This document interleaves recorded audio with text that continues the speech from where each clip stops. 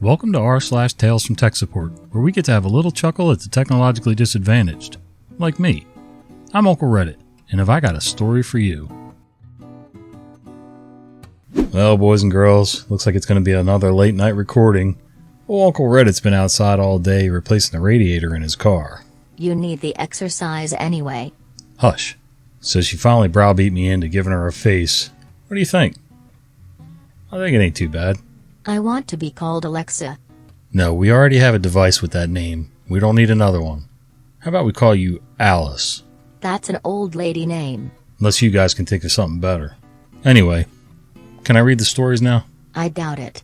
Apparently, projectors have a freeze button. I don't know if I deserve to post here. I don't work tech support. I'm just a computer science major that wants to learn more about computers and stuff, so I try to help where I can. I also recently rebirthed an old computer of mine with Linux. I'm not great at this stuff, but hey, the way to improve is practice. So the projector was frozen on the first slide of a PowerPoint. I start by assuming the projector is a second monitor. I have had minor issues with a second monitor in the past. Turns out the projector has the same signal, so they're both the same monitor. Kind of like how two keyboards are treated. I then tried to check the physical connections, and I thought I found the issue. It was a big wire that just wasn't plugged in. I tried to figure out what it was, and asked the professor eventually. Couldn't at first, she was talking to the class while I was fixing it. As it turns out, she's never seen that wire before, so I looked around. I then noticed it was plugged into something with a tag that says laptop, which has a switch turned to desktop, and a desktop is plugged in. Turns out that's in case you want a laptop to be plugged in, but you don't have to unplug the main computer. Teachers often teach in different rooms, so maybe it's so they can avoid messing with a coworker's setup. So I decided to check the projector settings, grab the remote, and then just start cracking up right below the main controls. I'm an easy place to accidentally press. There's a big button that says freeze. I press it and suddenly it works. I just continue laughing and just show 3 teachers/classes that there was a freeze button. 1 or 2 laugh a small amount. I was probably the only person that really found it funny. I was also the only one who spent 30 minutes on the problem. Yeah, I've done that before too. I beat my brains out trying to come up with a solution for somebody else's problem, and then I start laughing my head off because I found the solution and it was kind of stupid that I didn't notice it at first, or that they didn't notice it at all. And usually I'm the only one that finds it funny. I'm special like that. Why is the Wi-Fi beeping? Wait, what? Anyways, I remembered a tale from a time past at the complicated computing complex. For background, radiation, this company has a nuclear materials lab for training, testing, evaluation, experiments, etc. Cast and crew. Radioactive lady. Makes a confusing request, was not glowing. Steve, FNG that sleeps on the job now. And I believe FNG in this context and the next couple stories is going to be effing new guy. Me, Maverick Go-Getter. It's a slow day in the office. I'm reading up on the latest security threats, being responsible with VMware resources, wondering what new madness will befall upon us, the usual. Ding, a ticket. RL. Why is the Wi-Fi beeping? It's rather annoying in the last training group we had. Me, what? I had recently learned about coil whine, but these APs are built to the most rigorous of industrial standards, Cisco, and after deploying 200 of them, they don't beep. Let's go have a look, Steve. So we roll up in the Fledermaus mobile, oversized black golf cart, and find out her lab is much harder to locate than previously thought. The important missing detail was going left past the snake pit, and Steve nearly got bitten again. Anyways, we found it, and RL meets us and opens up the lab. Being that my hearing is similar to that of a bat/dog, I am inundated with the high-pitched screech of some instrument that is definitely not an AP. What's that thing? Points to a shrieking yellow box. RL. Oh, that's our Geiger counter, and... Oh my god. Oh, that's our Geiger counter, and Opie, it has a dead battery. Click. Silence deafens the room. Steve asked what samples they had on hand. I don't know why. After looking at him sideways after that question and then closing up the lab, we did see that the room acoustics of the lab plus material storage and cloak closet had the noise bouncing around, which did sound like it was coming from above.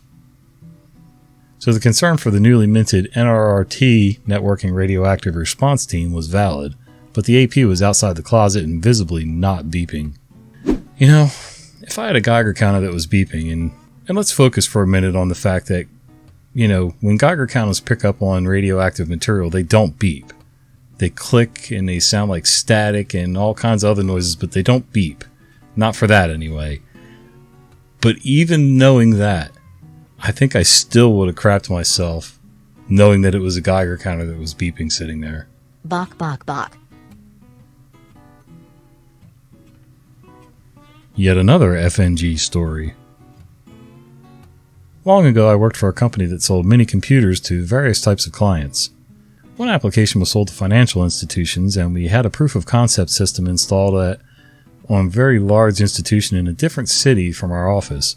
Basically an hour plane ride plus maybe 30 minutes to drive from the airport to the customer. We had been supporting this site remotely, but we finally got some additional business in the area and were able to hire FNG. I was not involved in hiring FNG, but I found him super personable and seemed pretty sharp. We sent him to our home office for a standard 2-week training course, and then he was ready to go. One day the test system, the proof of concept system, went down and FNG headed over. He worked on it most of the day with numerous calls to our lead support guy in our office. By the end of the day, he was no further along, so my boss told me to fly up the next morning. FNG had a set of spare parts, so I didn't have to bring anything. Next day I fly up, rent a car, and head to the site. FNG meets me there. We check in with the customer and start troubleshooting. FNG fills me in with great detail about all the things he did to troubleshoot. It sounds good, but I'm a bit uneasy as it sounds like he really got a bit casual with swapping out parts. The layout on these mini computers was 3 separate chassis, each one with various PCBs plugged into a backplane. There were also some cables that connected some of the PCBs to each other and to outside devices. Some of the PCBs were almost identical, so it wasn't unknown to get some of them swapped with each other, but FNG had assured our support guy that he had verified he had things correctly populated. I looked over the system and everything seemed correct at first glance. I decided I would have to troubleshoot from step 1, even though FNG assured me that he had already performed the basic steps. First thing I decided to do was simply reseed all the PCBs since experience had shown that once in a while this was an easy fix. I started from the top left chassis and popped the first PCB out, slid it back in, and stopped. I did a double take and peered at the PCB. It was one of the similar types and belonged in a different slot. Quickly glanced through all the PCBs. Sure enough, several were in the wrong slot. Clearly this was not the way the system had been configured before FNG showed up. I quietly showed FNG what was wrong and suggested we work through getting the PCBs back into their correct slots, which we did. At one point our customer contact came by to check in. FNG went into a total blast of technobabble, but delivered it in a completely believable manner. I was crouched over the system listening in amazement. This guy could sell shoes to snakes.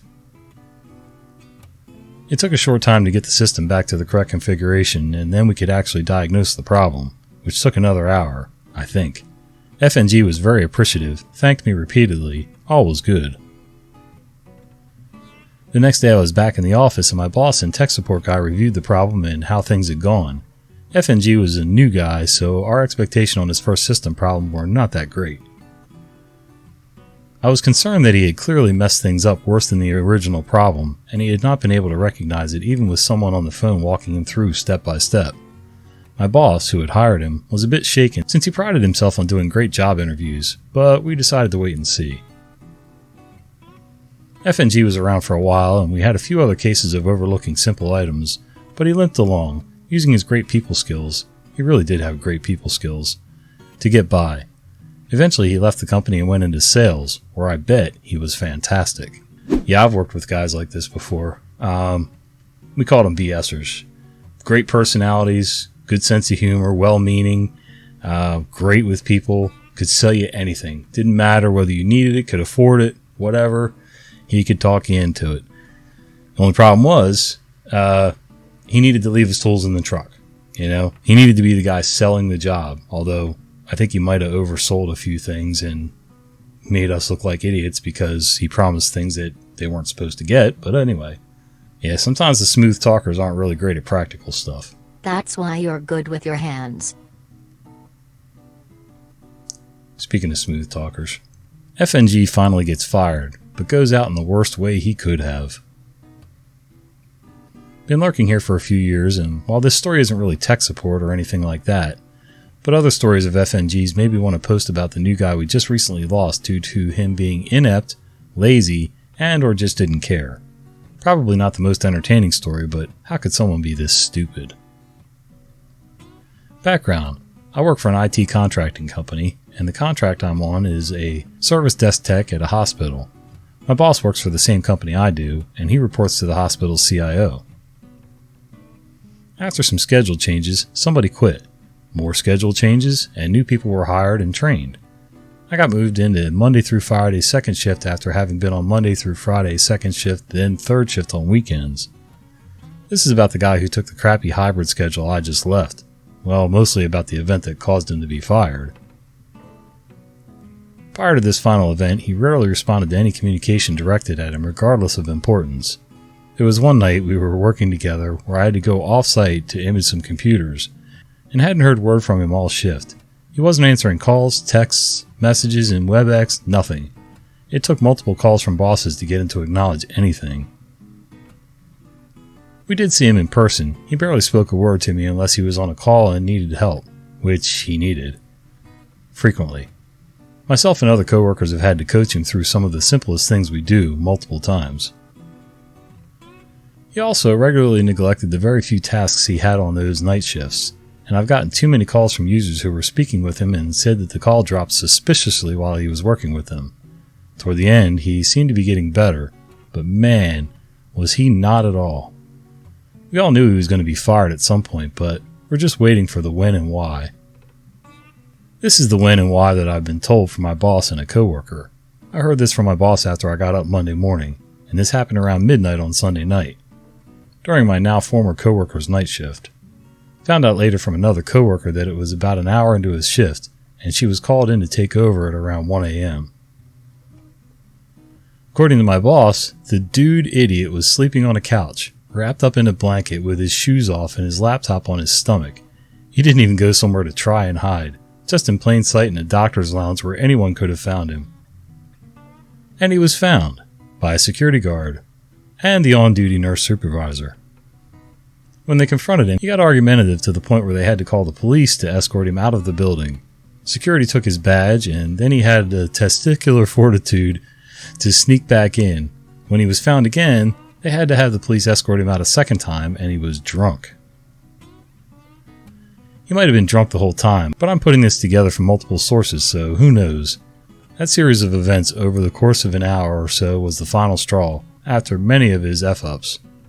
It wasn't my boss who fired him either, it was the hospital's CIO, at around 1 a.m. on a Monday morning. Funny thing is that apparently, when he was interviewed for the position he did very well. In practice though, he was barely good enough to just answer phone calls. Found out after his first few F-ups that he was going through some really rough life stuff, causing me to think, why the heck would you do this when you need the job? Whatever the reason, good riddance and thanks for the overtime. Stuff like that just floors me, man. I'm not saying I've never messed up at work, but when you get caught in a mess up, you don't stand there and argue. You own up to it and move on. Do better. And then to be drinking on top of it, I don't know what kind of life issues he was going through, but I've never felt the need to get totally plastered all the time to try to drown out my sorrows or drown out my difficult life circumstances, whatever. Amazing. People just need to suck it up. Big brain. Ha. My first day at the new company, I made a good impression. A bit of background here. I've worked in support/maintenance roles my entire working life. I don't do management, so I've been happy not to get promoted. Hence I was probably a good 10 years older than my work colleagues. But this has advantages. I fix rather than replace. I know how to use a soldering iron. Anyway, back to the story. It was my first day and my new boss was showing me around the building and introducing me. We went into the server room and 3 of my new colleagues are standing in front of a screen scratching their heads. There's an error message on the screen. Keyboard not found. Press any key to continue. The keyboard is definitely plugged in. They tried a different keyboard, no change.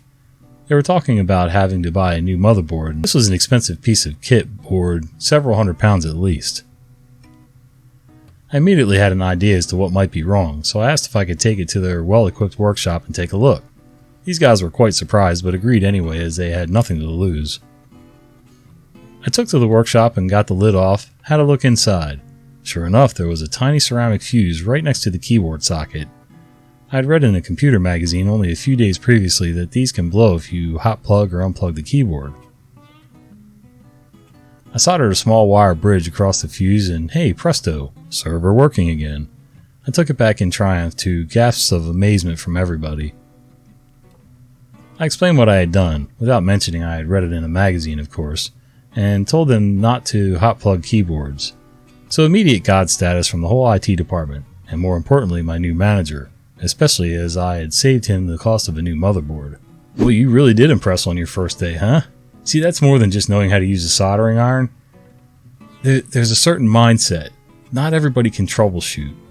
So today we were working on the radiator in my 20-year-old Chevy Beater, and before we knew it was the radiator, we were trying to troubleshoot what could be the issue. A lot of guys, even mechanics, people who call themselves mechanics, would just, narrow down 3 or 4 things and just start swapping parts. No testing, no trying to figure out if your theory actually holds water, so to speak. I hate puns. So we did some testing and figured it was down between a fuse and a relay. Well, the relay wasn't getting any power, but I figured I'd pick one up anyway. What it turned out to be the fuse not letting power get to the fan relay for the cooling system. Of course, what I didn't know at the time was that once we got everything back together, the radiator had a leak. Evidently it overheated enough that it cracked the plastic housing right near where the hose hooks. So we still ended up having to replace the radiator, but sometimes you gotta slow down a little bit and think your way through it. And these guys were just ready to, swap out a new motherboard. Hey, do me a favor. Check out these videos right here. I think you'll enjoy them. And if you haven't already, give this video a like, subscribe to the channel, and click that little bell icon so you don't miss the fat guy with the beard telling you stories. You always leave me out. Yes, and Alice too. See ya.